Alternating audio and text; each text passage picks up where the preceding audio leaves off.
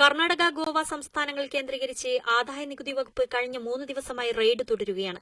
കർണാടകത്തിലെ 2 സർക്കാർ ഉദ്യോഗസ്ഥരുടെ സ്വത്തുവകകൾ കേന്ദ്രീകരിച്ചു നടത്തിയ അന്വേഷണത്തിലാണ് കണക്കിൽപ്പെടാത്ത പണവും സ്വർണ്ണാഭരണങ്ങളും സ്വർണ്ണ ബിസ്ക്കറ്റുകളും കണ്ടെടുത്തത്.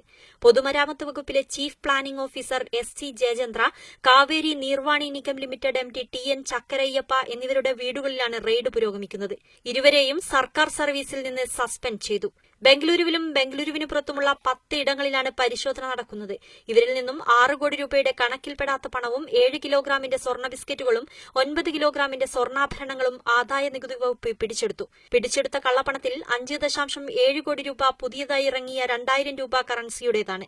ശമ്പളവും പെൻഷനും ലഭ്യമാക്കാൻ ബാങ്കുകൾക്ക് പണം തികയാത്ത സാഹചര്യം രാജ്യത്ത് നിലനിൽക്കുമ്പോൾ ഇവരുടെ കൈവശം ഇത്രയും അധികം 2000 രൂപ നോട്ടുകൾ വന്നത് ദുരൂഹമാണ്. കറൻസിക്കും സ്വർണത്തിനും പുറമെ ലംബർഗിനി അടക്കമുള്ള ആഡംബര കാറുകളും ആദായ നികുതി വകുപ്പ് ഇവരിൽ നിന്ന് കണ്ടെത്തിയിട്ടുണ്ട്. 2 പേരിൽ നിന്നുമായി ഇതുവരെ 152 കോടി രൂപയുടെ അനധികൃത സ്വത്തുവകകൾ കണ്ടെത്തിയതായി ആദായ നികുതി വകുപ്പിന്റെ വാർത്താക്കുറിപ്പിൽ പറയുന്നു. അതേസമയം കർണാടകത്തിലെ പൊതുമരാമത്ത് മന്ത്രി HC മഹാദേവപ്പയുടെ ബിനാമികളാണ് ഇവരെന്ന ആരോപണം ഉയർന്നിട്ടുണ്ട്.